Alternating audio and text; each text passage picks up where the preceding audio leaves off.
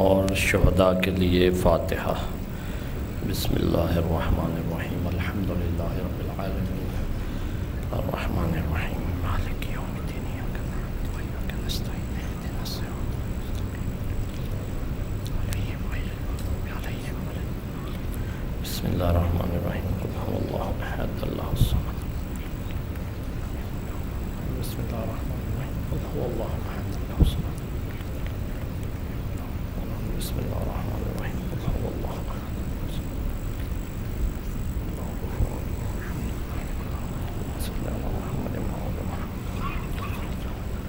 نعرہ تکبیر، نعرہ تکبیر، نعرہ رسالت، نعرہ رسالت، نعرہ حیدری، نعرہ حیدری۔ بلند آواز میں درود پڑھیں اہل بیت کی پاک ذات پہ۔ اللہم صلی علی محمد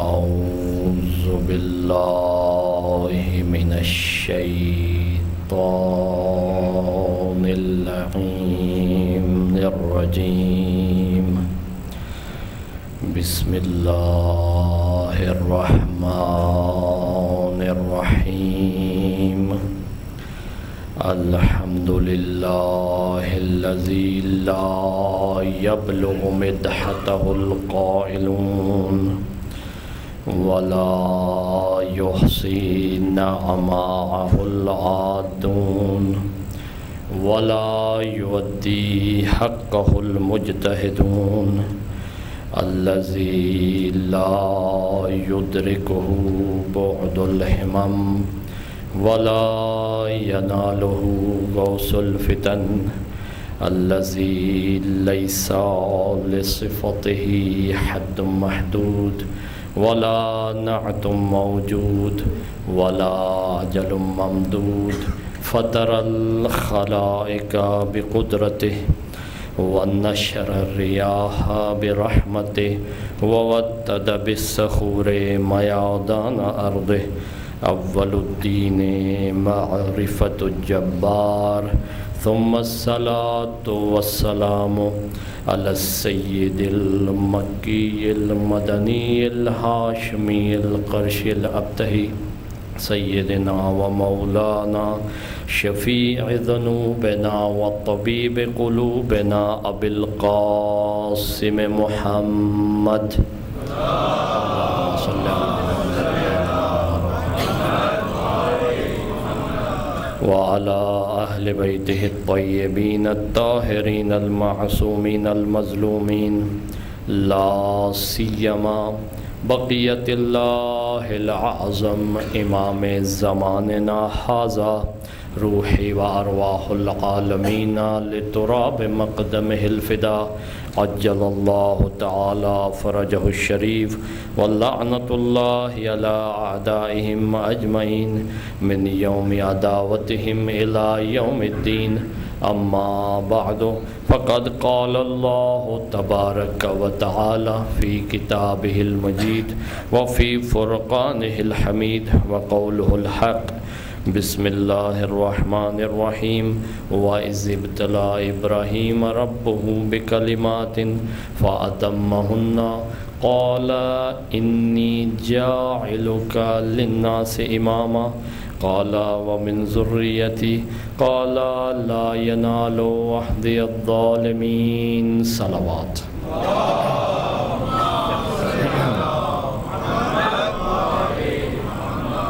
محترم سامعین، اہل ولایت و مودت و محبت، اللہ تعالیٰ آپ سب کے گزشتہ تمام اعمال اپنی بارگاہ میں مقبول و منظور فرمائے، اور آئندہ ہم سب کو مزید معرفت اور عقیدے کے ساتھ عمل انجام دینے کی توفیق عنایت فرمائے۔ اسی طرح بہت سارے دوستوں نے دعا کے لیے کہا ہے، کچھ بیمار ہیں، کچھ بدحال ہیں، کچھ کے مسائل ہیں، کسی کے رزق کے مسئلہ ہے، کسی کی جاب کا مسئلہ ہے، اور اسی طرح پریشانیاں ہیں، گھریلو مشکلات ہیں۔ سب دعاؤں کے لیے آج شب جمعہ ہے، شب مغفرت ہے، مرحومین کو بھی یاد ہمیں رکھنا ہے، اور آج کی جو مجلس ہے یہ باب الحوائج کی مجلس ہے، لہذا ان تمام چیزوں کو مد نظر رکھتے ہوئے ہم سب دعاؤں کے لیے اللہ رب العزت کو واسطہ دیتے ہیں جناب علی اصغر کا کہ اللہ بحق کے جناب علی اصغر تمام مسائل امت کے حل فرما، خاص طور پہ حاضرین کی جو تمام دعائیں ہیں وہ مستجاب فرما، اور اسی طرح جو مرحومین ہیں ان کو جوار اہل بیت میں جگہ عنایت فرما۔ اللہم صلی علی محمد و آل محمد وعجل فرجہم۔ عرض خدمت یہ ہے کہ معرفت امامت اور عصر حاضر کے تقاضے، اس سلسلے میں ہماری یہ چھٹی گفتگو ہے۔ اگر کل میں نے چوتھی کہا تھا تو پانچویں تھا، شاید میں چوتھی کہہ گیا تھا، اس کی تصحیح فرما لیجئے گا۔ اب دیکھیں کہ آج انتہائی اہم موضوع ہے جو سمجھیں کہ اس عشرے کی جان کہلاتا ہے، وہ آج آپ کی خدمت میں عرض کروں گا۔ عالم تشیع کا افتخار ہے یہ موضوع جو ہے، امامت کے مسائل میں سے، امامت کی ذمہ داریوں میں سے ایک انتہائی اہم بلکہ سب سے اہم ذمہ داری یہ ہے، کیونکہ چند وقت پہلے میں نے آپ کی خدمت میں ایک سوال ایجاد کیا تھا آپ کے ذہنوں میں کہ اس وقت ہمارے امام پردہ غیبت میں کیا کر رہے ہیں۔ یہ اکثر ہمارے ذہن میں سوال ہوتا ہے، ہمارے بچوں کے ذہن میں سوال ہوتا ہے، نہ تو وہ کسی کو سوالوں کا جواب دے رہے ہیں، نہ ہی سیاسی طور پر قیادت کر رہے ہیں، نہ ہی وہ ظاہراً دیکھنے کی صورت میں آئیڈیل قرار پا رہے ہیں، اور کر پھر کیا رہے ہیں پردہ غیبت میں۔ ان کے وجود مقدس کا کیا فائدہ ہے ملت کو، امت کو، ہمیں کیا فائدہ ہے؟ یہ ایک سوال جو ہے آپ کے ذہن میں ہے، خاص طور پہ ہمارے بچوں کے ذہن میں ہے، کیونکہ امامت کا نظریہ رکھنا اور بات ہے، اور اس کے بعد اس پر ایمان رکھنا ایک اگلی بات ہے، اور ایمان رکھنے کے بعد دل کا مطمئن ہونا اس سے اگلی بات ہے۔ البتہ اتنی خاموشی آپ کی اچھی نہیں ہے، تھوڑا تھوڑا ساتھ بولتے رہیں، کیونکہ مجلس میں یہ ہوتا ہے کہ جب آپ بولتے ہیں تو ایک تو ہمیں سپورٹ مل جاتی ہے کہ ہم سمجھا پا رہے ہیں، تو اس میں عادت ہوتی ہے اپنی اپنی، تو آپ ذرا بولیں گے میرے ساتھ دیں گے تھوڑا تھوڑا، تو پھر اندازہ ہوگا ویسے بھی آپ نے جو کہنا ہے وہ سبحان اللہ کہنا ہے، سبحان اللہ تو ویسے ہی کہنا عبادت ہے، یا اللہ اکبر کہنا ہے وہ بھی عبادت ہے، یا علی آپ نے کہنا ہے وہ بھی عبادت ہے، یا صلوات پڑھنی ہے وہ بھی عبادت ہے، کرنی آپ نے بھی عبادت ہی ہے۔ اللہ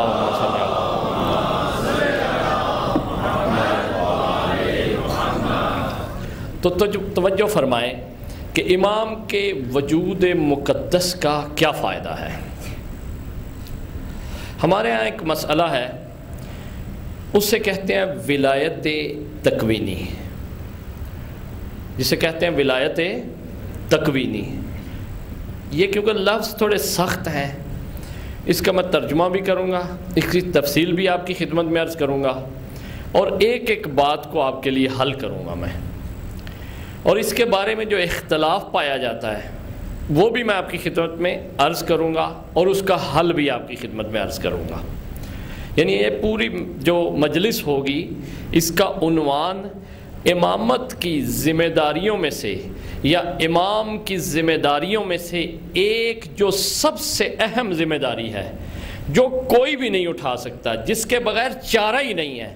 مسئلے بتانے میں مرجع کو منتخب کر دیا امام نے، صفات بتا دی ہیں، مراجع اکرام وہ خدمت انجام دے رہے ہیں، خدا ان کو حفظ کرے، طول عمر عنایت فرمائے، اور اسی طرح آئیڈیل بننے کے لیے بھی کچھ نہ کچھ ان میں پایا جاتا ہے، لیکن اس قدر نہیں جس طرح معصوم ہے، اس طرح نہیں ہو سکتا کبھی بھی، نہ وہ دعویٰ کرتے ہیں اور نہ ہی وہ ایسے ہیں، اور نہ ہی کوئی ان کو ایسے سمجھتا ہے۔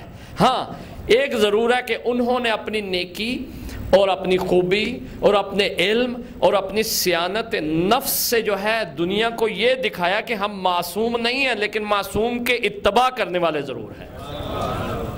لہٰذا وہ آئیڈیل بھی تھوڑا بہت دکھا دیتے ہیں۔ سیاسی قیادت میں بھی آپ دیکھ رہے ہیں کہ جس طرح شان سے جو ہے دنیا چل رہی ہے، اور ایک نام ہے اسلام کا صرف ایک جگہ پہ، وہ بھی آپ کے ذہن میں ہے، اس کی تفصیل بعد میں کبھی۔ اب آپ دیکھیں کہ یہ جو ذمہ داری ہے کہ یہ نہ کوئی اٹھا سکتا ہے نہ اس کا متحمل ہے۔ ایسا نہیں ہے کہ امام کی یہ والی ذمہ داری کوئی اٹھا سکتا ہے ویسے امام نہیں دے رہے، بالکل ایسا نہیں ہے، یعنی تقدس کی وجہ سے نہیں دے رہے، مقدس ہونے کی وجہ سے نہیں دے رہے، یا کچھ نہ کچھ اپنے لیے رکھنا چاہتے ہیں، یعنی چاہتے ہیں کہ سب کچھ تو دے دوں گا تو پھر میرے میں ان میں فرق کیا رہے گا۔ حتیٰ فرق پھر بھی اب بھی بہت ہے، کیونکہ فقیہ ہوتا ہے، مجتہد ہوتا ہے، امام کی اطاعت واجب ہوتی ہے، فقیہ کی تقلید ہوتی ہے بس، لہذا فرق پھر بھی ہے۔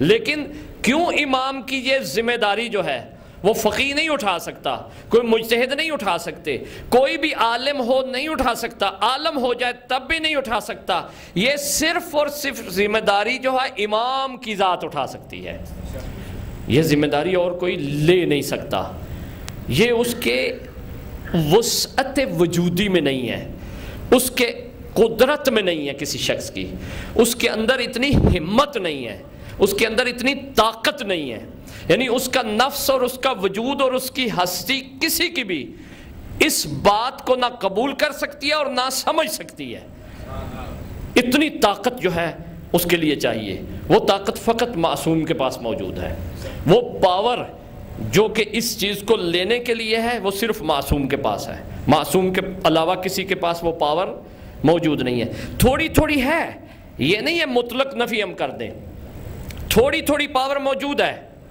لیکن جس پاور، جس انسٹنسی کی ضرورت ہے، طاقت کی ضرورت ہے، جس لیول کی ضرورت ہے، وہ لیول کسی کے پاس موجود نہیں ہے۔ وہ ذمہ داری اٹھانے کے لیے کسی کے پاس طاقت نہیں ہے۔ میں اس لیے اس پہ زور دے رہا ہوں کیونکہ حجت کا وجود مقدس، مسئلے نہ بتائے، آئیڈیل نہ بنے، سیاسی قیادت نہ کرے، کوئی دیکھے یا نہ دیکھے، لیکن یہ ایک ایسی ذمہ داری ہے کہ اس کو کوئی جان بھی نہیں سکتا اور اس کو کوئی اٹھا بھی نہیں سکتا ہے۔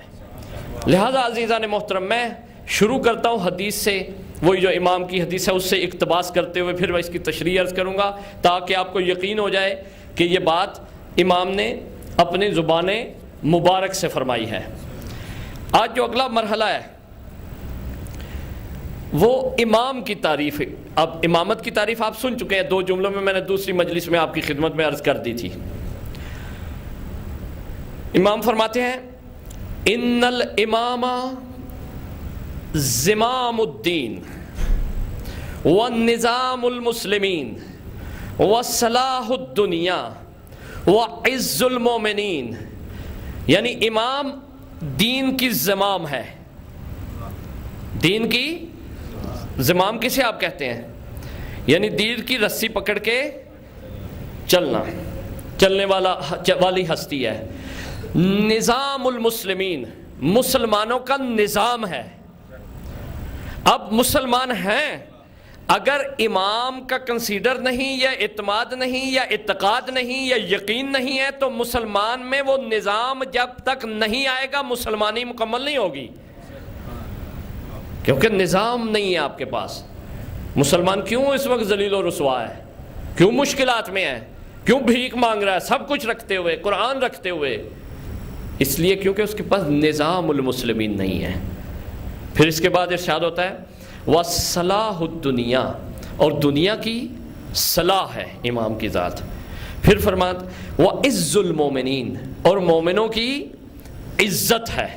اب آپ دیکھ لیں کہ جو بھی مومن ہے وہ صاحب عزت ہے، وہ بے عزت نہیں ہے، ذلیل و رسوا نہیں ہے۔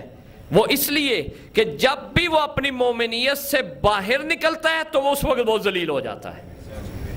جب تک وہ مومن رہتا ہے امامت کے عقیدے کے سائے میں رہتا ہے، اور امامت کا عقیدہ صرف ایک بلیو کا نام نہیں ہے، صرف مان لینے کا نام نہیں ہے. نہیں، جب آپ نے کہا کہ میں فلاں شخصیت کو امام مانتا ہوں، یعنی حضرت علی علیہ السلام سے لے کر مہدی تک امام مانتا ہوں، تو مراد یہ ہے کہ جس طرح وہ کہیں ویسے کرتا ہوں میں. تو اس سے کیا ملتا ہے؟ عزت ملتی ہے، اس سے شرف ملتا ہے، انسان اشرف ہو جاتا ہے انسان. اس کے بعد پھر امام فرماتے ہیں الامام اسس الاسلام النامی وفرعہ السامی. یعنی عجیب واقعہ یہ بات ہے، یہ معارف ہے ایسے کہ اس کو اگر دنیا پڑھ لے اور اس پہ ایک دفعہ یقین کر کے اس کو اپنی زندگی میں رائج کر لے، خدا کی قسم ہر دکھ دھل جائے گا آپ کا. کیا جملہ ہے کہ امام اساس ہے، بیس ہے. اسس کہتے ہیں اساس کی جمع ہے، اسس یعنی اساس ہے. الاسلام النامی، ایسے اسلام کا جو گروتھ کرتا ہے، یعنی اسلام رکنے والی شے نہیں ہے، اسلام ہمیشہ بڑھتا ہے، پھلتا ہے، پھولتا ہے. اس اسلام کی جو اساس ہے وہ کیا ہے؟ امام کی ذات ہے. اب اسلام ظاہراً تو پھیل پھول رہا ہے، بڑھ رہا ہے، لیکن اسلام کا وہ فائدہ اس لیے نہیں ہو رہا کیونکہ اس کی اساس میں عقیدہ امامت موجود نہیں ہے.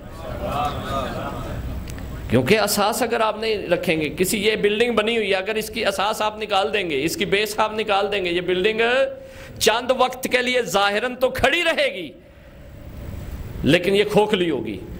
یہ جب بھی وقت آئے گا، ہوا آئے گی، جب بھی بحران آئے گا، جب بھی طوفان آئے گا، یہ گر جائے گی. اسی لیے اس وقت کا جو اسلام ہے، جب بھی کوئی گرم ہوا آتی ہے، کوئی بد اخلاقی کی ہوا آتی ہے، کوئی مسائل کی ہوا آتی ہے، کوئی سیاسی بحران کی ہوا آتی ہے، کوئی طوفان آتے ہیں، تو اس وقت اسلام جو ہے ڈگمگاتا ہوا آپ کو نظر آتا ہے، گرتا ہوا نظر آتا ہے. اس کی وجہ کیا ہے کہ کہیں کچھ فتوے آ رہے ہوتے ہیں، کوئی کچھ جملے آ رہے ہوتے ہیں، کوئی کہاں پہ کوئی لوگ کہہ رہے ہوتے ہیں، عجیب و غریب حرکات آپ دیکھ رہے ہیں. میڈیا سے ان ٹچ آپ کا تعلق ہے، مجھ سے زیادہ ان باتوں کو شاید جانتے ہوں. یہ سب کچھ اس لیے ہے کیونکہ اس کی بنیاد میں وہ اساس نہیں ہے کہ جو اللہ نے قرار دیا ہے.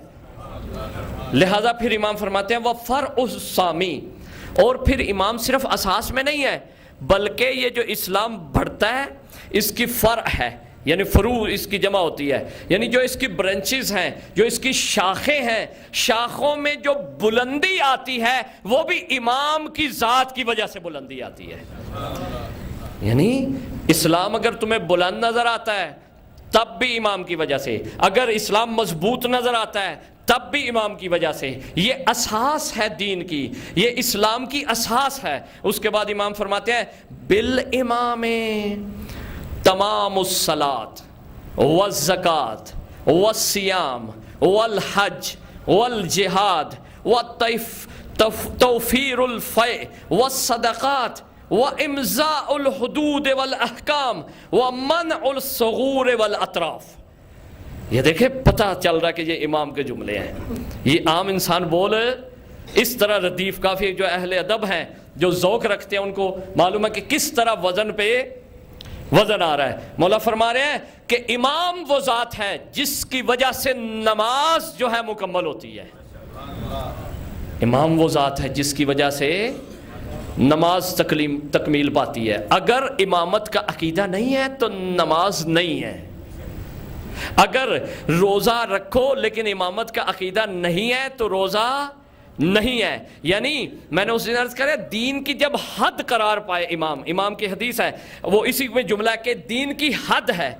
جب دین کی حد ہے تو ہر جز کی حد ہے. مثلا میں مثال دیتا ہوں کہ اس امام بارگاہ کی ایک حد ہے، ایک حدود ہے، ایک جو آخری لائن ہے. اب یہ ممبر کی بھی آخری لائن وہ کہلائے گی، اس مائک کی بھی آخری لائن وہ کہلائے گی، اس ستون کی بھی آخری لائن وہ کہلائے گی. لہذا جو کچھ اس میں موجود ہوگا اس کی حد بندی وہاں ہوگی، کیونکہ اگر اس کے لیے وقف کیا گیا ہوگا تو یہاں کے مینیجر جو ہیں یا چلانے والے جو ہیں وہ کہیں گے کہ اس کی حد وہاں تک ہے، اس کو بھی شامل ہے، اس کو بھی شامل ہے، تم اس سے باہر نہیں لے کے جا سکتے اس کو. لہذا امام حد ہے دین کی. لہذا اگر نماز ہے، روزہ ہے، حج ہے، صدقات ہیں، اگر اس کو کلوز لائن لگانی ہے اور ان کو پاس کروانا ہے تو وہ امام کی ذات سے پاس ہو سکتا ہے، ورنہ وہ پاس کبھی نہیں ہو سکتا. لہذا عزیزان محترم، پھر امام فرماتے ہیں اگر تم نے حد جاری کرنی ہے تو ایسے ہی نہ کوڑے مارنے شروع کر دینا کسی کو بازاروں میں رکھ کے، ایسے ہی نہ سنسار شروع کر دینا. اگر امامت کے بغیر کرو گے تو وہ کوئی سنسار نہیں ہے، کوئی حدود نہیں ہے، کوئی احکام نہیں ہے، تم اپنی طرف سے سب کچھ کر رہے ہو. اور اس کے بعد فرماتے ہیں کوئی حکم پہ تم عمل نہیں کر رہے بغیر امامت کے. اگر امامت کو مانتے ہو تو پھر تمہارے احکام عند اللہ قابل قبول ہے، ورنہ تمہارے احکام قابل قبول نہیں ہے. اور اس کے بعد امام فرماتے ہیں کہ ہر شے کی حد اور ہر شے کا انت اور آخر تک پہنچنا اور ہر شے کا بلندی تک پہنچنا امام کی ذات کی وجہ سے ممکن ہے، ورنہ ممکن نہیں ہے. وہ چاہے جتنی بھی بلند ہو جائے کوئی شے، وہ پستی میں چلی جائے گی. پھر امام فرماتے ہیں الامام یحلل حلال اللہ ویحرم حرامہ ویقیم حدود اللہ ویذب عن دین اللہ ویدعو الی سبیل اللہ بالحکمت والموعظۃ الحسنہ والحجۃ البالغہ. یہ دیکھیں جملے بتا رہے ہیں کہ امام ہے، امام کوئی نئی شریعت نہیں لاتے. کیا ہے کہ امام اللہ کے حلال کو حلال قرار دیتا ہے، حلال، اور اللہ کے حرام کو حرام قرار دیتا ہے، اللہ کی حد کو جاری کرتا ہے. اللہ کے دین کی بارڈر، یہ لفظ یذب کیا ہے کہ اللہ کے دین کا بارڈر ہے امام، یعنی اللہ کے دین کی حفاظت ہے امام. اگر امام نہ ہو تو اللہ کا دین جو ہے بغیر کسی وارث کے رہ جائے گا. اس کو کوئی روکنے والا، کوئی دیکھنے والا، کوئی حفاظت کرنے والا اور غیروں کے اس کے اندر آنے سے روکنے والا کوئی موجود نہیں ہوگا. وہ امام کی ذات ہے کہ ہر جگہ سے امام نے گھیرا ہوا ہے، ہر جگہ سے، ہر شے کو وجودی اعتبار سے بھی اور شرعی اعتبار سے بھی. لہذا اس سے زیادہ میں آپ کو زحمت نہیں دوں گا، ایک جملہ اور پڑھ دیتا ہوں تاکہ اپنے موضوع سے یہ ریلیٹ ہے. الامام کالشمس الطالعۃ المجللۃ بنورھا للعالم.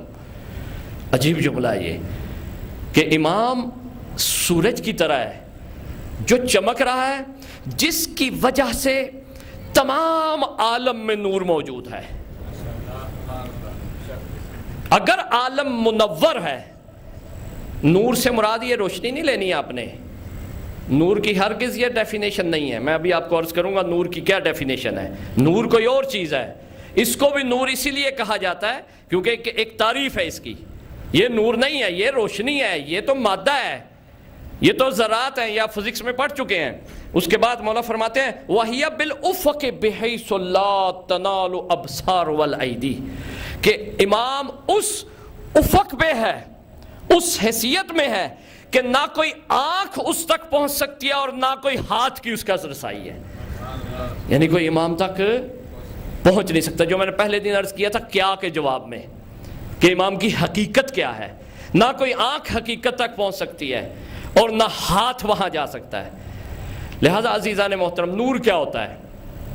نور کی جو ہم فلسفے میں تعریف کرتے ہیں، کہتے ہیں ظاہر لذاتہ مظہر لغیرہ، کہ جو خود ظاہر ہو اور دوسری شے کو ظاہر کرے، اسے کہتے ہیں نور. خود کیا ہو؟ ظاہر ہو اور دوسری شے کو ظاہر کرے. اس لیے اسی کو بھی نور کہتے ہیں کیونکہ یہ خود ظاہر ہے اور دوسری اشیاء کو ہمارے لیے ظاہر کرتا ہے. اب نور سے مراد یہاں ایک ہستی ہے یہاں پہ، کہ امام ایک ایسا نور ہے، ایسی ہستی ہے کہ جو خود ہستی ہے، پہلے خود نور ہے اور اس کی وجہ سے کائنات ہستی پاتی ہے، اس کی وجہ سے کائنات کو وجود ملتا ہے. یہی ولایت تکوینی ہے. یہ ذہن میں رکھ لیں کہ امام ایک ہستی ہے، ایک وجود ہے. وجود سے کیونکہ ہم اردو میں جب بولتے ہیں تو اکثر آپ جسم لے لیتے ہیں، وجود سے مراد ہرگز جسم نہیں ہے. وجود یعنی ہستی، ایگزسٹنس، بینگ، جس کا آپ ترجمہ کرتے ہیں کہ ہونا کسی شے کا وجود وہ ہوتا ہے. وجود کی صفات میں سے ایک صفت جسم ہے. یہ یاد رکھیے گا, جسم وجود نہیں ہوتا بلکہ اس کی صفات میں سے ایک صفت جو ہے وہ کیا ہے؟ جسم ہے. اب توجہ رکھیں کہ جب امام کا وجود اور امام کی ہستی جو ہے وہ پہلے ظاہر ہوتی ہے, اس کے بعد عالم اس سے ظاہر ہوتا ہے, ورنہ عالم ظاہر نہیں ہو سکتا. کیونکہ نور کی تعریف آپ کے ذہن میں آ چکی ہے کہ جو خود ظاہر ہو پھر دوسرے مرحلے میں کسی شے کو ظاہر کرے. اس کی مثال اس سے ہی سمجھ لیں, اگر یہ لائٹ بند ہو تو آپ کو کچھ بھی نظر نہیں آتا. پہلے یہ روشن ہوتی ہے خود,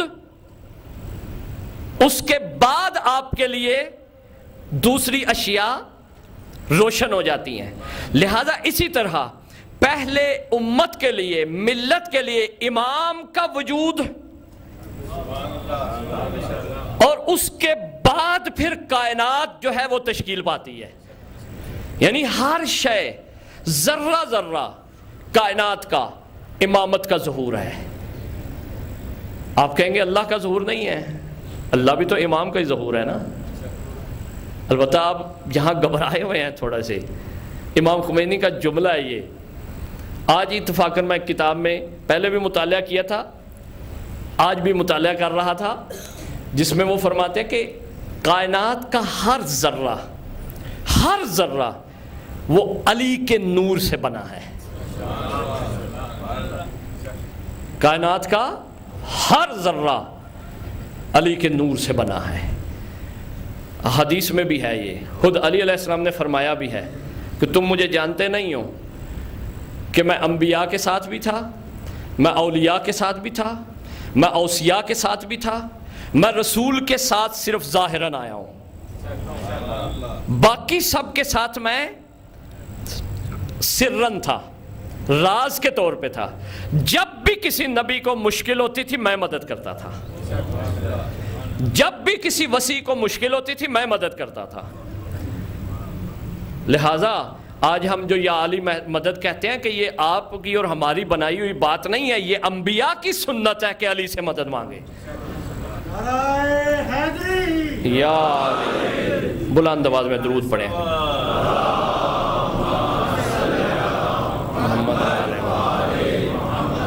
آج آپ زیادہ کچھ تھکے ہوئے لگ رہے ہیں کیونکہ جمعرات تھی, شاید آپ نے زیادہ کام کیا ہے. آج تو کل تو چھٹی بھی ہے غالباً. صلی علی محمد و آل محمد وعجل فرجہم. ولایت تکوینی کیا ہے, اس کو میں ذرا کھولنا چاہتا ہوں آپ کی خدمت میں. کائنات میں جو مخلوقات ہیں ان کے درجے جمادات یعنی مادہ, جس میں پہاڑ, دریا, ہر شے آ جاتی ہے.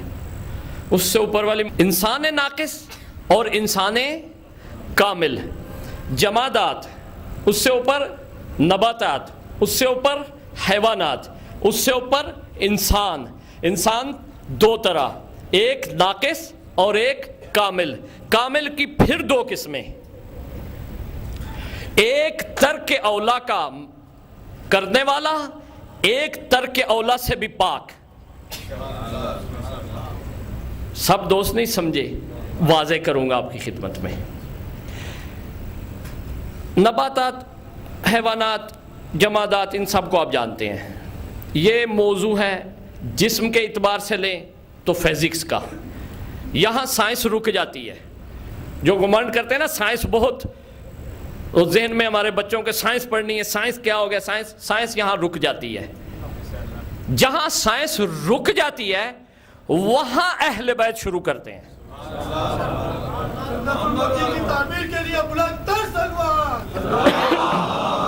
اللہم صلی علی محمد و آل محمد. اسی لیے اہل بیت علیہ السلام نے ڈائریکٹ سائنس کو خطاب نہیں کیا. تھیوریز دی ہیں سب, لیکن ہنٹس دی ہیں. ایک ایک بہت کچھ موجود ہے کتابوں میں, تفصیل ہے اس کی, باقاعدہ شرح کی گئی ہے, سب کچھ موجود ہے. یہ مت گھبرائیے گا کہ نہیں ہے. لیکن اہل بیت نے ڈائریکٹ مادے کو خطاب کرنا پسند نہیں فرمایا. کہا کہ مادہ تو تمہیں نیوٹن بھی بتا دے گا، آئنسٹائن بھی بتا دے گا، تمہیں ابو علی سینا بھی بتا دیں گے، جابر ابن حیان بھی بتا دیں گے، لیکن ہم تمہیں وہ بتائیں گے جو یہ نہیں بتا سکتے. ہم تمہیں وہاں لے جائیں گے جہاں یہ نہیں لے کے جا سکتے. لہٰذا عزیزان محترم، یہ ساری کائنات میں جو مخلوقات ہیں، اس کے اطراف میں کچھ مخلوقات ہیں. انسان کے بالکل پیرلل جن ہیں، ایک طرف فرشتے ہیں، موکلات ہیں. یہ ساری مخلوق جو ہے سمجھے جمادات سے نکل کے، نباتات سے نکل کے، حیوانات سے نکل کے جب ہم نکلتے ہیں تو اوپر ایک ردیف میں جن، ملائکہ اور انسان. انسان سمجھے سینٹر میں ہے، جن اس کے ساتھ ہے. جب وہ ترقی کرے تو ملائکہ سے بالا تر، جب وہ پستی کرے تو حیوانات سے بائیں تر. یہ اس کی حیثیت ہے. اب دیکھیں انسان دو طرح کا عرض کیا، ناقص اور کامل. انسان ناقص جو غیر معصوم ہے، ہم سب ناقص ہیں، اور انسان کامل جو معصوم ہو. اور انسان کامل کی دو قسمیں عرض کی ہیں کہ معصوم کی دو قسمیں ہیں. ایک معصوم آدم بھی ہیں، ایک معصوم علی بھی ہیں. فرق اتنا کہ آدم کو کہا درخت کے نزدیک مت جانا، لیکن آدم چلے گئے. لیکن علی نے یہ کہا کہ میں نے اختیار رکھتے ہوئے بھی زندگی میں گندم نہیں کھائی. یہ فرق ہے. سمجھ گئے آپ؟ ترک اولا، اس کو میں بیان کروں گا انشاءاللہ تفصیل سے. یہاں میں اگر اس میں چلا گیا آپ جو ہے بکھر جائیں گے. اب توجہ فرمائیے گا کہ اس عالم پر جتنی اشیاء ہیں، اس میں کنٹرول رکھنا، تصرف رکھنا، ان کی حقیقت کو بدل دینا.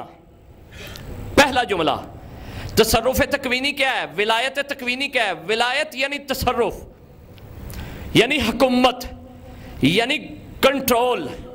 ولایت یعنی کنٹرول. تکوین یعنی کائنات. کائنات میں جو میں نے آپ کو چیزیں سب گنائی ہیں، ان پہ کنٹرول رکھنا. کیسا کنٹرول رکھنا؟ اگر چاہے تو اس کی حقیقت بدل دے، اگر چاہے تو اس کی صورت بدل دے، اگر چاہے تو اس کو مقدم و مؤخر کر دے، اگر جب چاہے اپنے ارادے سے. یہ جو لفظ میں بول رہا ہوں اس کو ذہن میں رکھنا ہے. اپنے ارادے سے، اپنے اختیار سے اس میں کسی قسم کی تبدیلی رونما کر دینا، بغیر کسی دعوی نبوت کے، بغیر کسی، کیونکہ دعوی نبوت رکھ کے کریں تو نبی کا کام ہو گیا نا، وہ تو بات اور ہو گئی.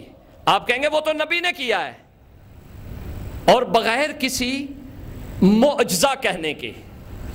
یہ بھی نہیں کہا کہ میں تمہیں معجزہ دکھانے لگا ہوں یا میں دلیل. معجزہ کیا ہوتا ہے اصل میں؟ معجزہ دلیل نبوت ہے.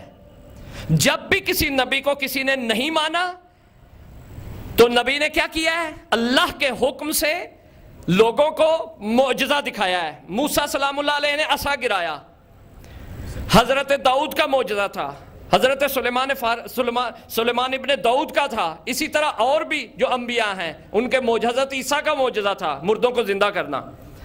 یہ معجزہ اور ہے، میں معجزے کی بات نہیں کر رہا آپ سے. معجزہ بھی تصرف ہے، اس میں شک نہیں ہے، وہ بھی ایک ہی کام، ایک ہی ہو رہا ہے، نتیجہ ایک ہی ہے. لیکن فرق کیا ہے کہ نہ اس میں دعوی نبوت ہے اور نہ اس میں معجزے کی ضرورت ہے. کیونکہ معجزہ ضرورت کے تحت ہوتا ہے، ایسے ویسے نہیں ہو جاتا معجزہ. یہ ذہن میں رکھیے گا. معجزے کے پیچھے دو چیزیں ہیں، ایک دعوی نبوت اور دوسرا ضرورت. یہ ذہن میں رکھ لیں. معجزے کی یہ ڈیفینیشن ہے، تعریف ہے. لیکن اس کے ہٹ کے کوئی معجزے جیسا کام ہو تو اس کو کیا کہتے ہیں؟ ولایت تکوینی کا اظہار. ولایت تکوینی کا اظہار. توجہ رکھیے گا. اب قالین کو شیر بنا دینا، ایک حقیقت سے دوسری حقیقت میں لے آنا، یہ تصرف تکوینی ہے. اس کے بعد پتھر کو کہنا بول، وہ کلمہ پڑھے. اسے کیا کہتے ہیں؟ تصرف تکوینی. اس کی حقیقت کو یعنی جمادات کو کہاں لایا ہے؟ انسان کی منزل پہ. اور اسی طرح تمام دنیا میں جو ہر شے اثر رکھتی ہے اس کا ایک ذاتی اللہ نے اسے فضل دیا ہے، اثر دیا ہے، چاہے جمادات ہوں، چاہے نباتات ہوں، چاہے حیوانات ہوں، چاہے انسان ہو. مثلا جمادات میں دیکھیں یہ پانی ہے، پانی کے اندر اثر ہے. کیا اثر ہے اس کے اندر؟ پیاس کا بجھانا ہے نا اس کا اپنا اثر. کیا ہر وقت ایسا ہے کہ اس کو کوئی چیز آپ کرتے ہیں تو یہ پیاس بجھاتا ہے؟ نہیں. جب بھی پیتے ہیں آپ یہ پیاس بجھا دیتا ہے. یعنی اس کی اپنی ذاتی خاصیت ہے جو اللہ نے اسے عنایت کی ہے. اسی وجہ سے آپ اسے پانی کہتے ہیں، ورنہ آپ اسے پانی نہ کہیں. آپ کبھی گرمی میں سخت میں جاتے ہیں، آپ کو کوئی کوکا کولا دیتا ہے یا دوسری کوئی چیز دیتا ہے تو آپ کہتے ہیں نہیں مجھے پانی دو، پیاس میری پانی سے بجھے گی. کوئی جوس دیتا ہے لیکن آپ کہتے ہیں نہیں، پی بھی لیتے ہیں آپ اور بعد میں پھر کہتے ہیں ایک گلاس پانی لے کے آؤ، وہ میری تشنگی ابھی تک مٹی نہیں ہے. لہذا اس کی خاصیت کا آپ اعتراف کر رہے ہیں. اسی طرح آگ ہے، آگ جو ہے اس کا کام کیا ہے؟ جلانا. اب ان تمام چیزوں میں اثر ہے، ہر شے میں ایک اثر پایا جاتا ہے. اس اثر کو اپنے کنٹرول میں لے لینا ولایت تکوینی کہلاتا ہے. اس اثر کو کنٹرول میں لے لینا. جب حضرت ابراہیم کو نمرود نے آگ میں ڈالا تھا نا تو خدا نے کیا کہا؟ یا نارا کونی بردن و سلامن، کہ اے آگ ٹھنڈی. آگ بجھی نہیں تھی، کسی روایت میں نہیں ہے کہ آگ بجھ گئی تھی، ایسا نہیں ہوا تھا. آگ جل رہی تھی لیکن ابراہیم کے لیے ٹھنڈی ہو گئی تھی. حتیٰ روایت ہے کہ ابراہیم کانپنا شروع ہو گئے تھے، اتنی ٹھنڈی ہو گئی تھی وہ. اب دیکھیں کہ اس ولایت رکھنے والے نے جب کہا کونی، کن سے کہا کونی ہو جا ٹھنڈی، آگ جلتی رہی لیکن اس کی گرمائش کا اثر دینے والے نے کھینچ لیا تھا. اسے کہتے ہیں ولایت تکوینی. اور دوسری مثال، جب موسیٰ سلام اللہ علیہ نے آگ پکڑی تھی، وہ بھی نبی تھے، وہ بھی کلیم اللہ ہیں، وہ بھی حیثیت رکھتے ہیں، عالی نبی ہیں. جب انہوں نے پکڑی منہ میں رکھی تو زبان جل گئی تھی. وہاں نہیں کہا کیونکہ وہاں اقتضا یہ تھی، تقاضا یہ تھا. ایک اور مثال، سید الشہداء نے بد دعا کی ہے اپنے قاتل کے لیے. مولا فرماتے تھے کہ تم پانی پیو گے، کیا کہا تھا مولا نے؟ کہ پیاسے رہو گے. کیا ملعون پانی نہیں پیتا تھا؟ بلکہ روایات میں ہے کہ اتنا پانی پیتا تھا اس کا پیٹ پھٹنے والا ہو جاتا تھا. کیونکہ ولی خدا نے کہا تھا، اس لیے خدا نے اس پانی سے پیاس بجھانے کا اثر کھینچ لیا تھا، اثر دور کر دیا تھا. اس لیے جب وہ پانی پیتا تھا اس وقت اس کو پانی کا اثر نہیں ہوتا تھا. یہ بنیادی اثر ہے جو کائنات میں ہے. اسی طرح جڑی بوٹیوں میں اثر ہے کہ یہ انسان کو کیا دیتی ہیں؟ شفا دیتی ہیں. دعا ہے، ہم بیمار ہو جائیں ہم دعا کرتے رہیں. آپ کہیں گے دعا اپنی جگہ ہے، لیکن خدا کہے گا کہ جاؤ جا کے کیا کرو؟ جڑی بوٹیاں لو، یا مثلا دوائی جس کی بنی ہوئی ہے، گولیاں بنی ہوئی ہیں، ٹیبلیٹس انجیکشن وغیرہ بنے ہوں، اس کو استعمال کرو. کیونکہ میری حکمت یہ ہے کہ میں نے ہر وجود کو ایک اثر دیا اور وہ اثر تم اس کی کے ذریعے میں دینا چاہتا ہوں. اور جو لوگ کہتے ہیں نا کہ اللہ کی مدد کے علاوہ کسی کی مدد نہیں لینی چاہیے، شرک ہے، فلاں ہے، اس طرح ہے، ان کے منہ پہ یہ ایک تماشا ہے. خدا کہہ رہا ہے کہ اگر میں ہی میں ہوں تو یہ کائنات کو میں نے خلق کیوں کیا ہے؟ ہر شے میں نے اثر دیا ہے، ہر شے کی حیثیت ہے، ہر شے کی ایک کیفیت ہے، ہر شے کی ایک منزلت ہے، لیکن اس کی حد تک ہے، اس کو وہی سمجھنا. اسی لیے انسان کو کہا ہے کہ تم جمادات پہ قربان نہ ہونا، یہ تیرے لیے قربان ہے، یہ تیرے لیے بنائی ہے. تم نباتات پہ قربان نہ ہونا، کھیتیوں پہ نہ لڑنا، گندموں پہ نہ لڑنا، جو پہ نہ لڑنا، درختوں پہ نہ لڑنا، کھجوروں پہ نہ لڑنا، یہ تیرے لیے ہے، تو کھانا. حیوانات تیرے لیے ہیں، کوئی کھانے کے لیے ہیں، کوئی سواری کرنے کے لیے ہیں، کوئی کسی استعمال کے لیے ہیں، ان پہ نہ مرنا، ان پہ نہ لڑنا، ہاں تو میرے لیے ہے۔ تو کس کے لیے ہے؟ میرے لیے۔ تو ان پہ قربان نہ ہونا، میں نے ان کو تم پر قربان کر دیا ہے، اب تیرا حق ہے کہ ان کی وجہ سے جان نہ دینا، زندگی نہ گزارنا، زندگی فضول نہ کرنا اپنی، تم میرے لیے زندگی گزارنا تاکہ تمہیں بقا مل جائے گی۔ فرزند زہرا کے ظہور کے لیے بلند تر سلوات۔ صلی اللہ محمد وآل محمد وعجل فرجہ۔ فلسفہ وجودی انسان یہاں نظر آتا ہے۔ آپ کہتے ہیں انسان کو کیوں بنایا خدا نے؟ خدا نے اپنے لیے بنایا ہے، اپنا شاہکار ہے۔ کہا دیکھیں، ویسے دیکھا جائے ہمارے اوپر اعتراض بھی ہوتا ہے کہ بھئی مسلمان جو ہے ذبح کر دیتے ہیں جانور کو، ذبح کرنا، پھر اس کی ہڈیاں توڑ دیتے ہیں، ہم کھال اتار دیتے ہیں اس کو سب کچھ کرنے کے بعد کھا جاتے ہیں، ہضم کر دیتا ہے معدہ اس کو۔ اور آپ دیکھیں کہ اتنا، اگر ایک کامن سینس میں دیکھا جائے تو بہت بڑا ایک ظلم نظر آتا ہے، لیکن اگر کوئی جانور کو ذبح نہ کرے جو ذبح ہونے والا ہو، تو اگر وہ مر جائے تو وہ فضول کہلاتا ہے۔ وہ کیا کہلاتا ہے؟ فضول کہلاتا ہے۔ وہ کہتے ہیں حیف ہے کہ تم نے ایک جانور کو پالا ہے، ساری زندگی اس کی خدمت کی، اس کو کھلایا ہے، اور وہ مر گیا، تم نے استفادہ نہیں کیا، ذبح کیوں نہیں کر لیا تم نے؟ اب دیکھا کہ ہر شے کا ایک غایت اور ایک مقصد ہے۔ حیوان کا مقصد ہوا، پھل فروٹ ہے، آپ لے کے آتے ہیں، اگر فریج میں پڑا رہے، بچے کیونکہ آج کل کے ویسے ہی چاکلیٹ کھاتے ہیں، فروٹ تو کھاتے ہی نہیں ہیں، تو وہ پڑا رہے تو والدین کیا کہتے ہیں؟ حیف ہے کہ اتنی بار فروٹ لایا انہوں نے تناول نہیں کیا، یعنی وہ اپنے مقصد تک پہنچتا ہے۔ اور روایت ہے کہ یہ جتنی چیزیں ہیں سب کی سب بار بار آتی ہیں۔ سیب ہے، چلا جاتا ہے بیج، بیج سے پھر درخت، درخت سے پھول، پھول سے سیب، اسی طرح یہ گھوم رہا ہے۔ جب کوئی پھل، جب کوئی حیوان، جب کوئی شے مومن کھا لیتا ہے، ولائے علی رکھنے والا کھا لیتا ہے، تو وہ شے کہتی ہے میرا مقصد پورا ہو گیا ہے، میرا مقصد پورا ہو گیا ہے۔ لہذا عزیزان محترم، یہی اثر جو ہے کائنات میں ہر شے میں، اس کے اوپر کنٹرول رکھنا، اس کو جب چاہے بدل دینا، جب چاہے اس کی حقیقتوں کو بدل دینا، اس کو کہتے ہیں ولایت تکوینی، تصرف در عوالم۔ اہل بیت علیہم السلام کا جو سب سے بڑا اعجاز ہے، جو سب سے بڑی فضیلت ہے، کہ اللہ تعالیٰ نے ان کو ولایت تکوینی عنایت کی ہے۔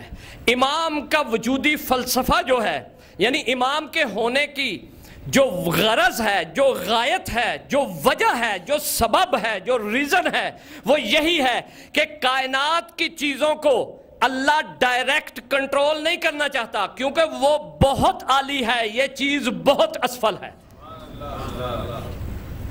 کیوں کرنا نہیں چاہتا ڈائریکٹ؟ کہ مادے کو خدا خطاب نہیں کرنا چاہتا، نباتات کو خطاب نہیں کرنا چاہتا، اسی کا اثر دیا ہوا ہے، یہ نہیں ہے کہ اس کا نہیں ہے، لیکن اس نے سب سے پہلے وجود بخشا ہے۔ جیسے میں نے کہا نور اول، وجود اول، تو وہ اہل بیت کی ذات کو بخشا ہے، اہل بیت کی حقیقت کو، پھر ہر حقیقت اس سے اللہ نے صادر کی ہے۔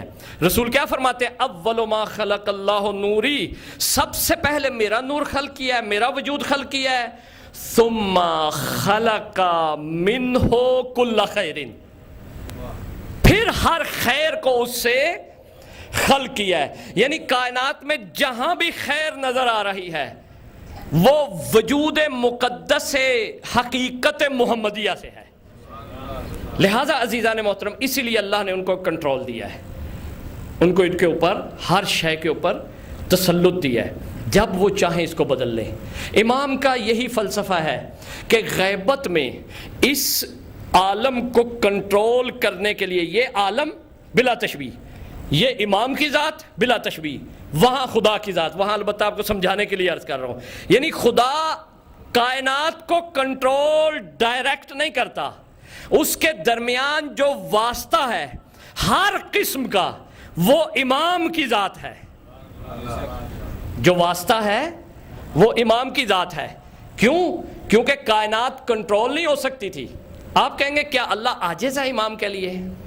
سوال ذہن میں ہوگا کہ اللہ وَهُوَ عَلَىٰ كُلِّ شَيْءٍ قدیر، کہ وہ ہر شے پہ قادر ہے، وہ کیوں ڈائریکٹ خطاب نہیں کرتا کسی شے کو؟ اس لیے نہیں کہ خدا قادر نہیں ہے، نہیں، یہ شے نہیں لے سکتی۔ مثلا یہ گلاس ہے، میں کہوں 1 کلو پانی ڈالیں اس میں، آپ ڈال سکتے ہیں یا نہیں ڈال سکتے؟ آپ ڈال سکتے ہیں۔ آپ کہیں گے مولانا میں تو ہمت رکھتا ہوں، میں تو طاقت رکھتا ہوں، لیکن اس گلاس میں ظرفیت موجود نہیں ہے، اس کے اندر طاقت نہیں ہے کہ 1 کلو پانی اس میں آ جائے۔ لہٰذا آپ کیا کہتے ہیں کہ یا تو اس کو بڑا کریں، جگ بن جائے، تو پھر اب یہ گلاس نہیں رہے گا، پھر یہ جگ کہلائے گا۔ لہٰذا پتہ یہ چل گیا کہ اللہ کیونکہ نور النور ہے، آج دعاؤں میں پڑھتے ہیں دعائے جوشن، نور النور، عین نور، اور اللہ کی حقیقت تک کوئی پہنچ نہیں سکتا، اللہ کی تجلی کوئی برداشت نہیں کر سکتا۔ آپ کو مثال دیتا ہوں قرآن سے، آپ کی خاموشی مجھے اچھی نہیں لگ رہی، آج بہت ہی خاموش ہے ماشاءاللہ آپ۔ اللہم صلی علی محمد وآل محمد وعجل فرجہم۔ آج داد دینی پڑے گی آپ کی خاموشی کو بھی۔ اب آپ دیکھیے کہ موسیٰ سلام اللہ علیہ کے 40 مومن تھے، قرآن میں ہے 40 مومن تھے۔ انہوں نے کہا کہ ہم جہرتاً خدا کو دیکھنا چاہتے ہیں۔ منافق نہیں تھے، کافر نہیں تھے، مشکوک افراد نہیں تھے، کون تھے؟ مومن تھے۔ اور ساتھ کون سے ان کے لیڈر؟ موسیٰ۔ موسیٰ کون ہے؟ کلیم اللہ، کلام کرتے ہیں اللہ سے۔ کہا کہ ہم کیا کرنا چاہتے ہیں؟ اللہ کو ڈائریکٹ دیکھنا چاہتے ہیں۔ جواب کیا آیا؟ کہ ہرگز کبھی نہیں دیکھ سکتے۔ ہاں کیا دیکھو گے؟ اگر یہ پہاڑ اپنی جگہ مستقر رہا تو پھر کیا ہوا تھا نتیجہ؟ کہ تجلی خدا آئی تھی، ایک چھوٹی سی تجلی آئی تھی۔ تو قرآن کیا کہتا ہے کہ سارے مومن مر گئے تھے اور موسیٰ بے ہوش ہو گئے تھے، اور پہاڑ ریزہ ریزہ ہو گیا تھا، خاکستر میں تبدیل ہو گیا تھا۔ اگر ایک تجلی آئے تو مومن مر جائیں، موسیٰ جیسا کلیم اللہ بے ہوش ہو جائے، اور پہاڑ خاکستر بن جائے، تو اگر تجلی اعظم جو علی کی ذات ہے، تجلی صلی علی محمد وآل محمد وعجل فرجہم یا علی،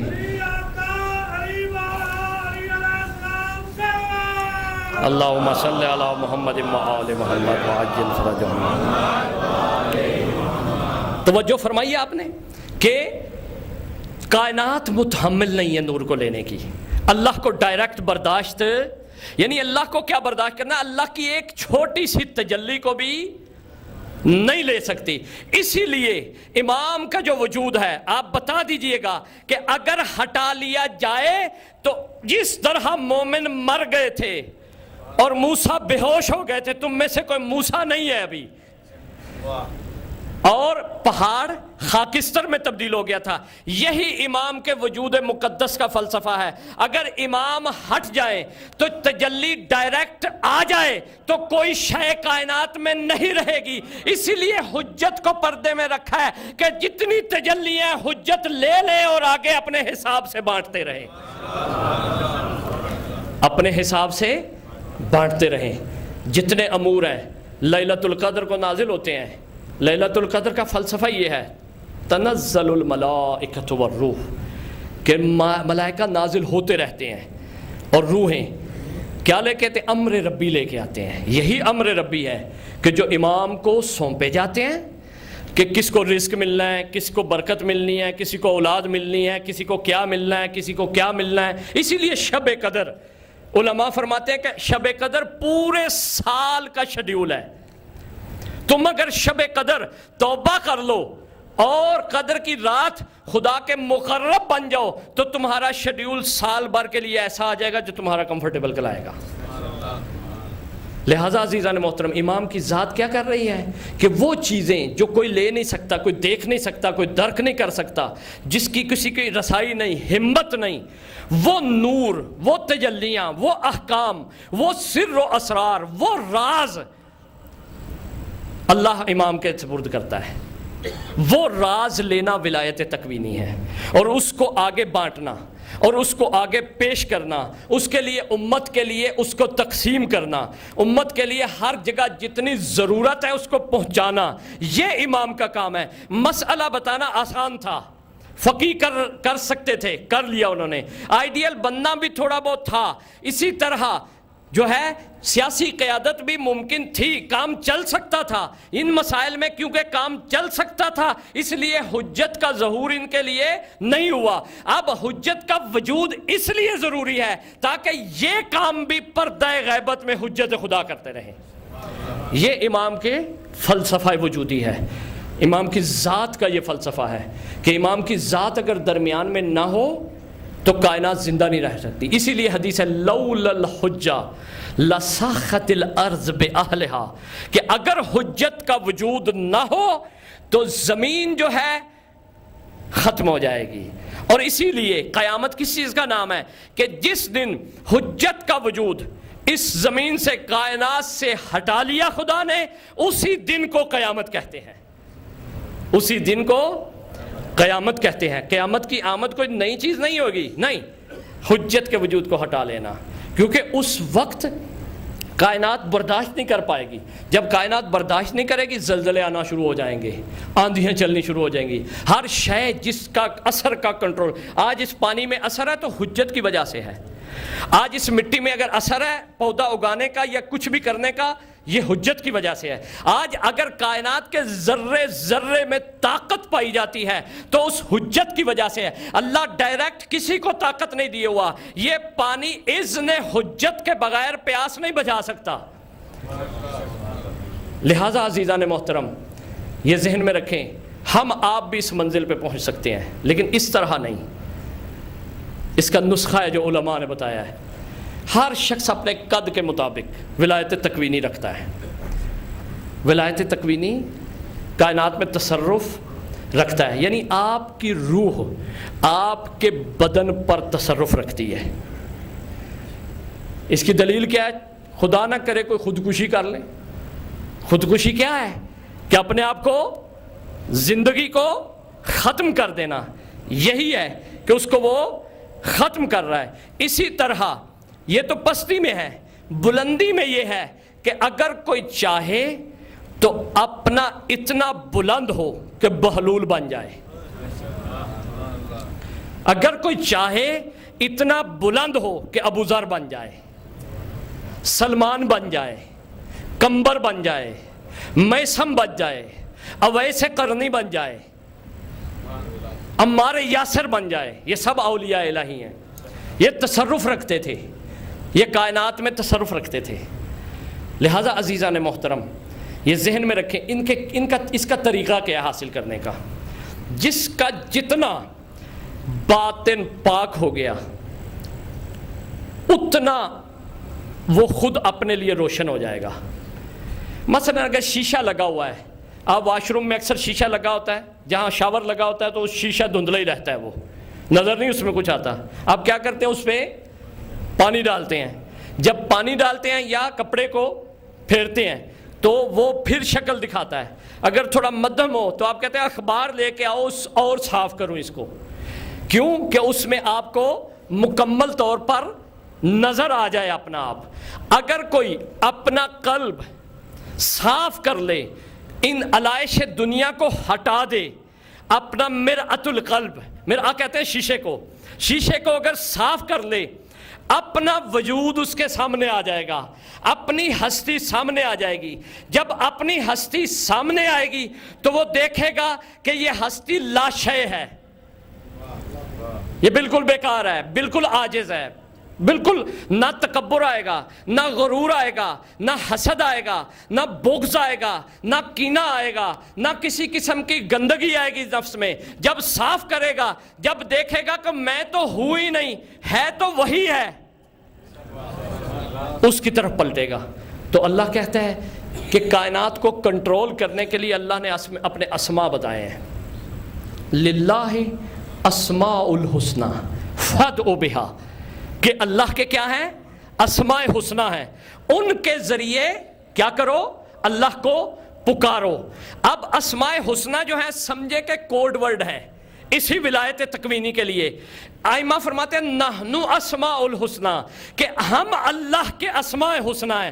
اگر تم ہماری سیرت پر عمل کر لو، جس طرح ہم کہتے ہیں ویسے کر لو، جو ہماری صفات ہیں اپنے اندر وہ رائج کر لو، اپنی ہماری صفات کسب کرنا شروع کر دو، جو جو صفت جس جس درجے کی تمہارے اندر آتی جائے گی اتنی اتنی ولایت تکوینی تمہیں ملتی جائے گی، اتنا اتنا تم ولی بنتے جاؤ گے. یہ اس کا طریقہ. صلی علی محمد و آل. تو عزیزان محترم، ولایت تکوینی کی بڑی مثالیں ہیں قرآن میں بھی. کل انشاءاللہ اس کو تفصیل سے عرض کروں گا، اب کیونکہ وقت اتنا نہیں رہا. سید الشہداء آیت اللہ حائری، جنہوں نے حوزہ علمیہ قم بنایا ہے، وہ فرماتے ہیں کہ میں جوان تھا، ابھی تحصیل علم کے لیے گیا تھا کربلا میں، نجف میں. تو شب جمعہ تھی، تو میں اپنے کمرے میں آدھ رات کا وقت تھا، بیٹھا ہوا تھا، تو میں نے دیکھا اسرائیل آ گئے ہیں. جب میں نے دیکھا اسرائیل آ گئے ہیں تو میں نے کہا کہ اب جانا ہی جانا ہے.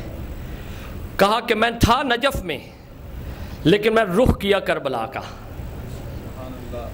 اور ہاتھ جوڑ کے کہا مولا یہ آیا ہے، آپ جانیں اسرائیل جانیں، لیکن میں وعدہ کرتا ہوں کہ آپ کے دین کی خدمت کروں گا.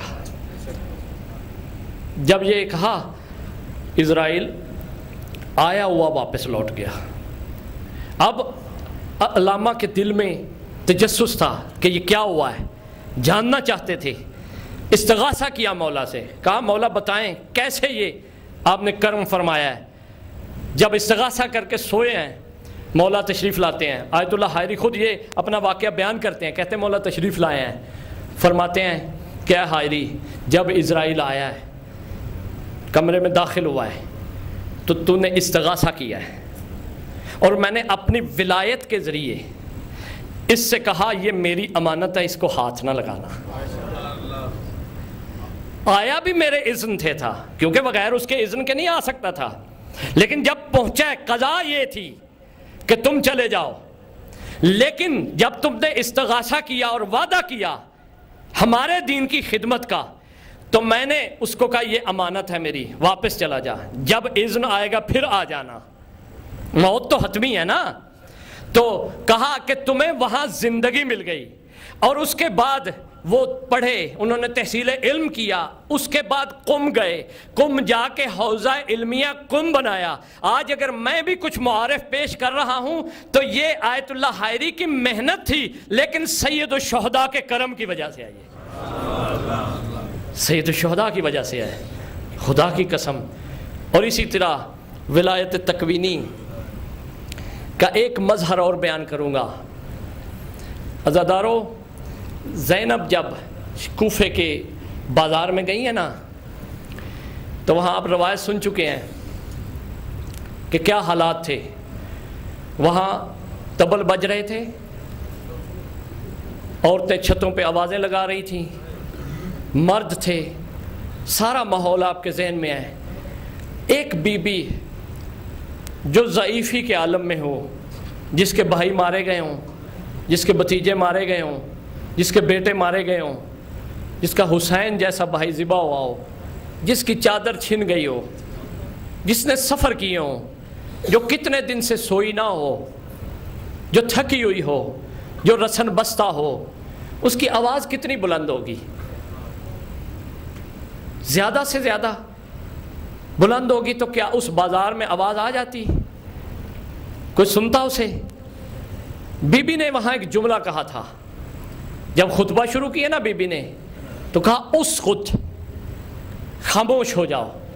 روایت لکھتی ہے کہ جو گھنٹیاں تھیں نا اونٹوں کے گلوں میں، وہ بھی اپنی جگہ رک گئی تھی۔ یہ زینب نے کیا کیا تھا؟ یہ زینب ولیہ خدا ہے۔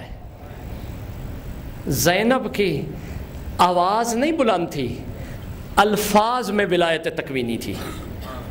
کائنات کو زینب نے روک دیا تھا۔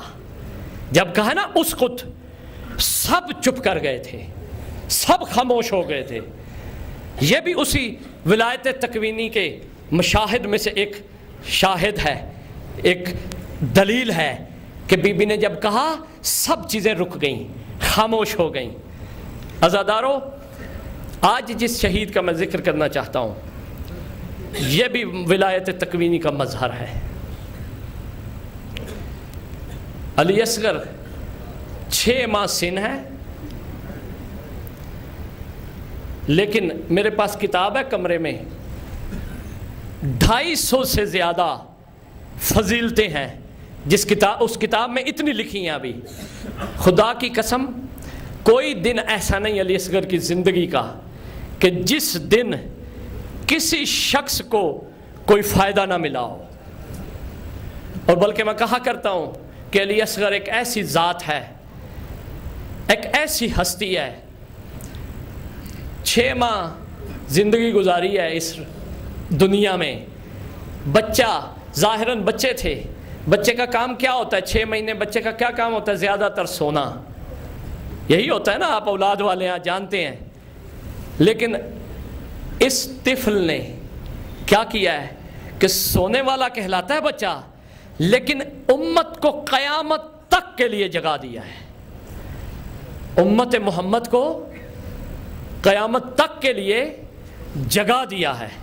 اب کربلا کے بعد، اصغر کی شہادت کے بعد کوئی سو نہیں سکتا۔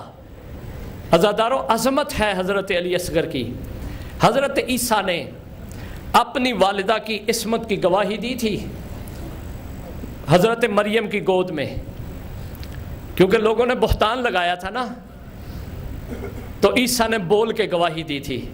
علی اصغر وہ ذات ہے، جب حسین نے پانی مانگا تھا نا تو لانتیوں نے کہا تھا، ملعونوں نے کہا تھا، حسین تجھے خود پانی پینا ہے، بچے کا بہانہ کر رہے ہو۔ علی اصغر بولے نہیں تھے، علی اصغر نے اپنی زبان سے جواب دیا تھا، اپنے بابا کی عصمت کی گواہی دی تھی۔ یہ عظمت ہے علی اصغر کی۔ عزادارو، آرام آرام سے پڑھوں گا، سن لینا، وقت بہت گزر چکا ہے، حوصلے سے پڑھوں گا، حوصلے سے سننا۔ اپنی زندگی کی ہر مجلس کو آخری مجلس سمجھ کے سنا کرو۔ خدا کی قسم بڑے مومنین ہمیں ملتے ہیں جو پچھلے سال زندہ تھے، اس سال زندہ نہیں ہے وہ، اللہ جانے، کیونکہ یہ شہادتوں کی شبیں ہیں، یہ انہی ایام میں نصیب ہوتی ہیں۔ یہ نور جو ہمیں مل رہا ہے انہی ایام میں مل سکتا ہے۔ عزادارو، عجب قسمت ہے رباب کی۔ 2 بچے دیے تھے اللہ نے رباب کو، ان دونوں کے چھوٹے چھوٹے 2 گلے تھے۔ ایک کے گلے میں رسیاں باندھی گئیں، میں نے بڑا نرم جملہ بولا ہے، رسیاں باندھی گئیں۔ امام زمانہ فرماتے ہیں زنجیریں باندھی گئیں، زیارت ناحیہ میں فرماتے ہیں زنجیریں باندھی گئیں، لوہے کی زنجیریں۔ اور دوسرے کا جو چھوٹا سا گلا تھا اس میں ایسا تیر لگا جو حیوانوں کو بھی نہیں مارا جاتا۔ اجرکم علی اللہ۔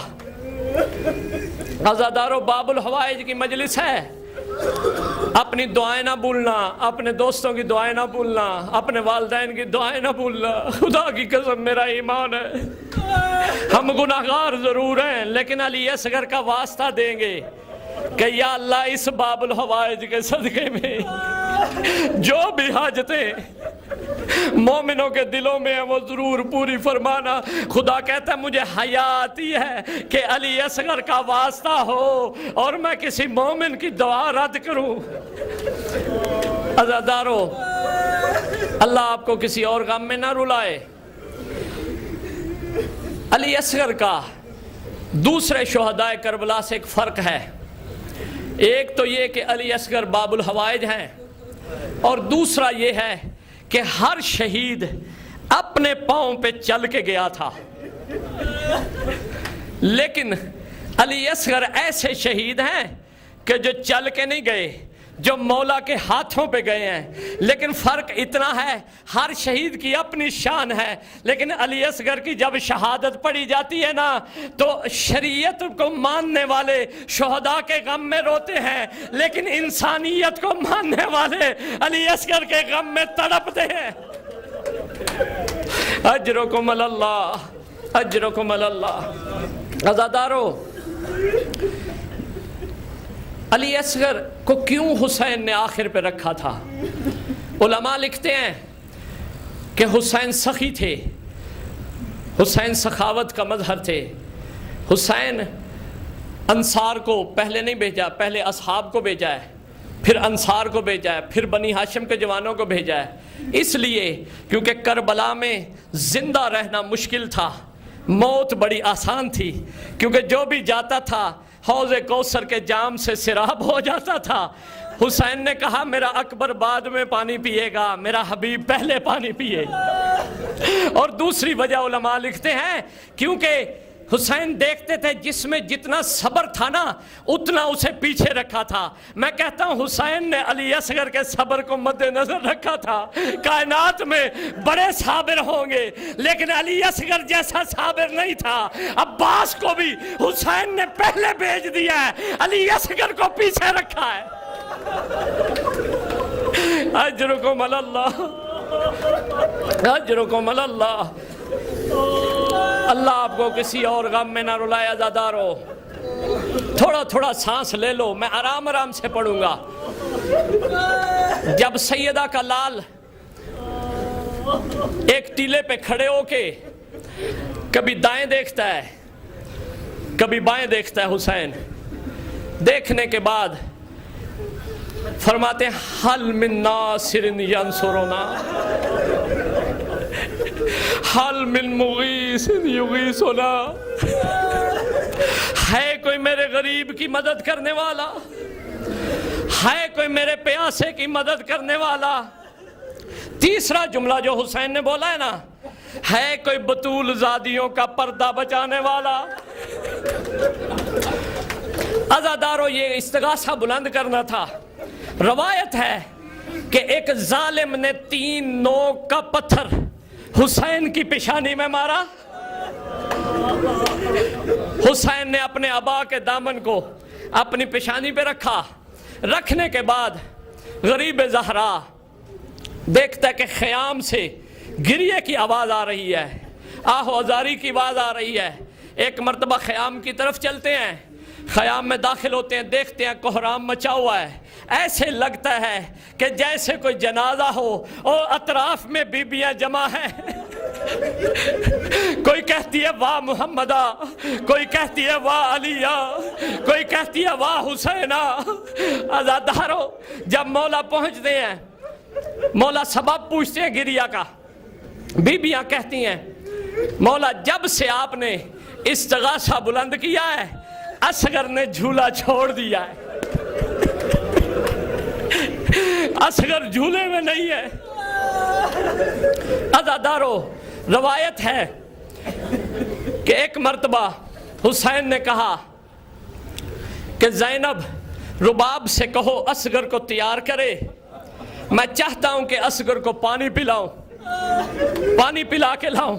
عزادارو، آرام آرام سے پڑھوں گا، ایک ایک روایت کا ذمہ دار ہوں۔ عزادارو، جب رباب نے لیا نا علی اصغر کو، پانی تو تھا نہیں، خشک ہونٹ تھے۔ رباب نے اپنے ہاتھوں سے اپنے لال کے چھوٹی چھوٹی ریشمی زلفوں میں کنگھی دینا شروع کی۔ ایک مرتبہ لباس پہنایا چھوٹا سا، ایک پٹکا کمر میں باندھا، جب اپنا مجاہد تیار کیا ہے نا، روایت لکھ دی ہے، میں خود پڑھ کے آ رہا ہوں، رباب نے علی اصغر کے خشک ہونٹوں پر ہونٹ رکھ کے بوسہ دیا۔ اللہ جانے بی بی نے کیوں بوسہ دیا ہوگا، میرا دل کہتا ہے بی بی نے کہا ہوگا علی اصغر اس کے بعد تیرے خشک ہونٹوں پہ رباب کو بوسہ دینے کا موقع نہیں ملے گا۔ اجرکم اللہ۔ عزادارو، میں مختصر کر دیتا ہوں، بڑے المناک مصائب ہے، برداشت نہیں کر سکتا مومن۔ میں اتنا بتاتا ہوں، زینب نے الوداع کیا، رباب نے الوداع کیا، فاطمہ کبریٰ نے الوداع کیا، الوداع کرتی رہی بیبیاں، لیکن ایک 4 سال کی بچی نے اللہ جانے بھیا کو کیسے ودا کیا ہوگا۔ روایت لکھتی ہے کہ سکینہ کبھی علی اصغر کا چہرہ دیکھتی تھی، کبھی خالی جولا دیکھتی تھی، بابا سے کہتی تھی بابا میرے بھیا کو کہاں لے کے جا رہے ہو، میرا چچا جا چکا، میرا علی اکبر جا چکا۔ اجرکم اللہ، اجرکم اللہ۔ اللہ آپ کو کسی اور غم میں نہ رلائے۔ عزادارو، جب حسین چلے نا، حسین نے، روایت ہے کہ علی اصغر کے چہرے پہ اپنی عبا کا دامن ڈال دیا۔ علماء نے 10-12 وجہ لکھی ہیں کہ حسین نے کیوں علی اصغر کے چہرے پہ عبا کا دامن ڈالا تھا۔ ایک وجہ بیان کرتا ہوں، دھوپ بڑی سخت تھی، علی اصغر کی پیاس بڑی شدت سے تھی، چاند سا چہرہ تھا، پھول سا چہرہ تھا۔ حسین نے کہا کہ کہیں دھوپ علی اصغر کے چہرے کو زیادہ لگ نہ جائے، میں کہوں گا مولا ابھی تو اتنا احساس ہے، تھوڑی دیر کے بعد جب دفنانے جائیں گے تو کیا حال ہوگا۔ اجرکم اللہ۔ عزادارو، رو لو، سانس لے لو، آرام سے پڑھوں گا، آرام سے۔ بڑی عبادت ہے، خدا کی قسم میں نے خود روایت پڑھی ہے۔ امام زمانہ نے اب کسی سے بھی ملاقات کی ہے نا، کسی عالم نے بھی پوچھا ہے کہ مولا مجھے مصائب بتائیں، امام زمانہ نے علی اصغر کے مصائب پڑھے۔ علی اصغر کے مصائب پڑھے ہیں۔ امام سجاد نے پہلا سوال منہال سے یہی کیا تھا کہ منہال مجھے بتاؤ کہ مختار بدلہ لے رہا ہے، یہ بتاؤ حرملہ زندہ ہے یا مارا گیا ہے۔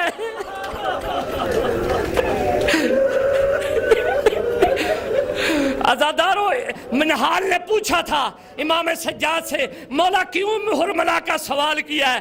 کہا کہ حرملہ نے جو تیر چلایا تھا نا، وہ تیر علی اصغر کے گلے پہ نہیں لگا تھا، ہم آل محمد کے دل پہ لگا تھا۔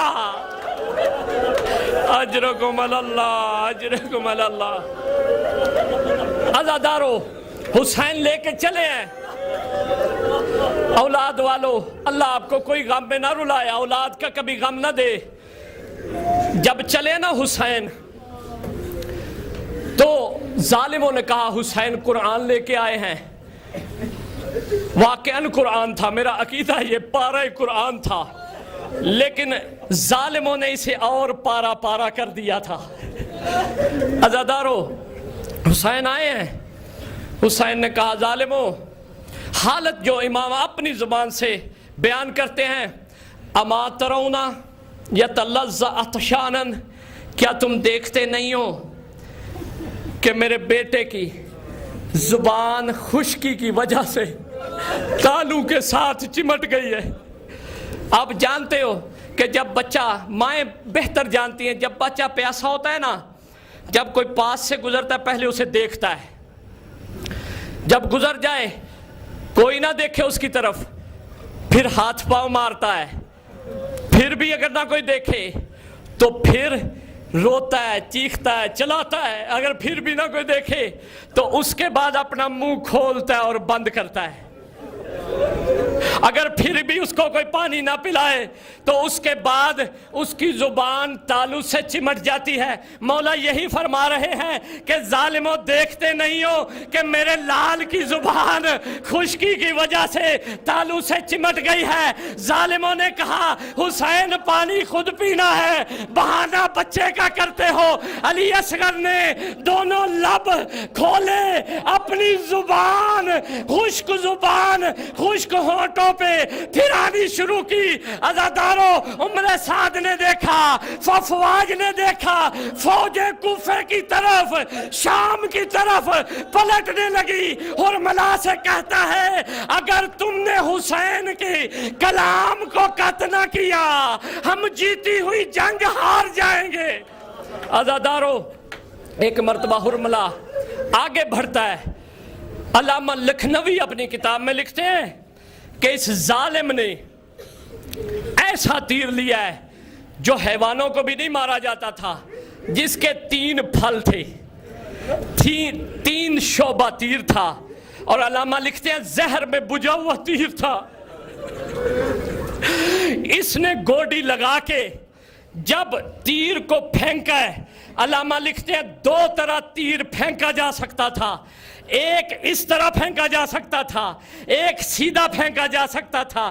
جب اس نے تیر پھینکا ہے، جس طرح بھی پھینکا ہو، علامہ لکھتے ہیں تیر اتنا شدت سے آیا، علی اصغر کا گلا چاند جیسے تھا، باریک گلا تھا، اور جب تیر لگا ایک پھل علی اصغر کے سینے میں لگا، ایک گلے میں لگا، ایک علی اصغر کے ہونٹوں پہ لگا۔ جب لگا نا تیر، دوسری روایت کے مطابق لکھتے ہیں کہ اگر اس نے تیر سیدھا پھینکا ہو تو ایسے تھا من الورید الی الورید، من الاذن الی الاذن، ایک کان سے دوسرے کان کی طرف۔ زبانی لکھا کائنات میں، زبانی لکھا مقتل کی کتابوں میں، کہا حسین کا بیٹا نہر کر دیا گیا ہے۔ اجرکم اللہ۔ مجھے پتہ تھک گئے ہو، تھوڑا اور سن لو، ہماری ہمت نہیں ہے مصائب برداشت کرنے کی، تھوڑا سا اور منزل ہے، عبادت ہے، اللہ جانے اگلے سال اس شہزادے کی یہ شہادت نصیب ہو یا نہ ہو۔ عزادارو، جب تیر لگا ہے نا علی اصغر کو، تو حسین نے اصغر کا خون اپنے ہاتھوں پہ لیا ہے، آسمان پہ بلند کرنا چاہا ہے، آواز آئیے نہ کرنا، حسین رحمت ختم ہو جائے گی، زمین کی طرف کرنا چاہا ہے، آواز آئیے نہ کرنا، قیامت تک کوئی چیز نہیں اگے گی۔ حسین نے اپنی چہرے پہ اپنی سفید داڑھی پہ خضاب کر لیا۔ جب خضاب کیا نا حسین نے، روایت چھوڑ دیتا ہوں میں ساری، حسین چلے ہیں خیام کی طرف، چلتے ہیں، روایت 2 طرح ملتی ہے، ایک 3 مرتبہ حسین خیام کی طرف گئے ہیں، ایک روایت ہے 7 مرتبہ گئے ہیں، جو آپ عمل عاشورہ میں بھی انجام دیتے ہیں، سنت حسین رضن بقضائہی و تسلیما لامرہ۔ عزادارو، جب فضا نے دیکھا نا تو ایک مرتبہ حسین آتے ہیں پھر واپس چلے جاتے ہیں، آتے ہیں پھر واپس چلے جاتے ہیں۔ بیویوں نے دیکھا، بی بی خیام کے دروازے پہ آئیں، کہا حسین آ جاؤ، حسین آ جاؤ، ہم میں اتنی طاقت ہے کہ ہم برداشت کر سکیں۔ عزادارو، پیچھے رباب تھی، میں نے خود روایت پڑھی ہے، جب رباب کے سامنے علی اصغر آئے نا، حسین نے ابا ڈالی ہوئی تھی، جب رباب نے دیکھا ہے کہ چاند کا سر لٹک رہا ہے اور خون بہ رہا ہے، مولا سے ایک جملہ کہا ہے رباب نے، ضمانت دیتا ہوں کتابوں میں یہ جملہ ہے، کہا مولا بچوں کا دودھ اس طرح تو نہیں چھڑایا جاتا۔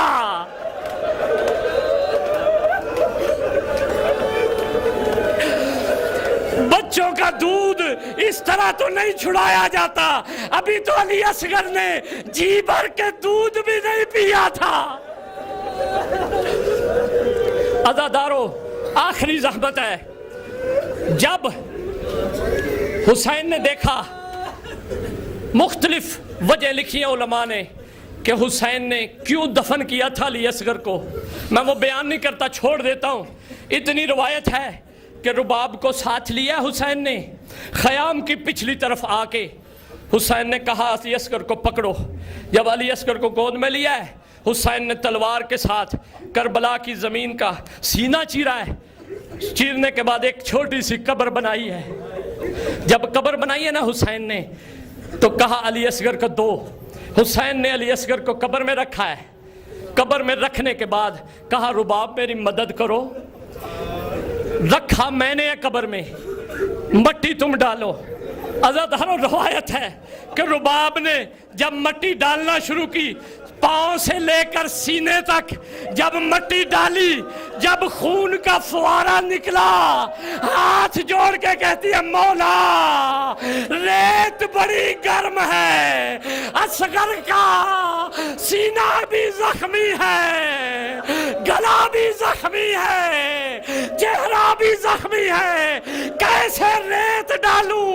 حسین نے ریت اٹھا کے لال کے چہرے پہ ڈال دی۔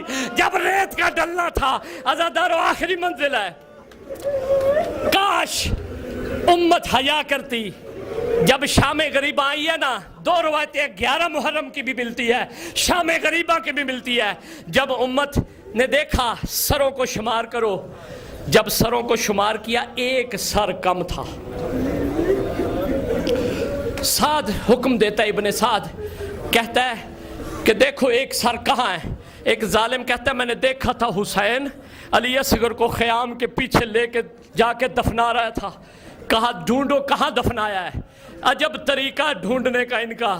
عزادارو 40 نیزہ سوار لیے گئے جن کے ہاتھوں میں نیزے تھے، کربلا کے سینے میں، کربلا کی زمین کے سینے میں نیزے مارنے شروع کیے، نیزے مارتے رہے۔ ایک ظالم نے ایسا نیزہ مارا علی اصغر کے سینے کے اندر، نیزہ پیوست ہو گیا، نیزہ کھینچا، علی اصغر کی لاش نیزے پہ پروئی گئی۔ ظالم نے حیا نہیں کیا، نیزے سے لاش اتار کے اپنا زانو چھوٹے سے سینے پہ رکھ کے خنجر نکال کے جو تھوڑا سا گلا علی اصغر کا لگا ہوا تھا اتار کے چھوٹی چھوٹی زلفوں سے پکڑ کے کہتا ہے ظالم کہ یہی وہ سر تھا جس کا انتظار کر رہے تھے، ابھی جھولا آ رہا ہے، زیارت کرنا۔ سکینہ بڑی حسرت سے جھولے کو دیکھتی تھی، لیکن جب شام غریبہ آئی یہ جھولا بھی جل گیا، سکینہ حسرت میں رہ گئی۔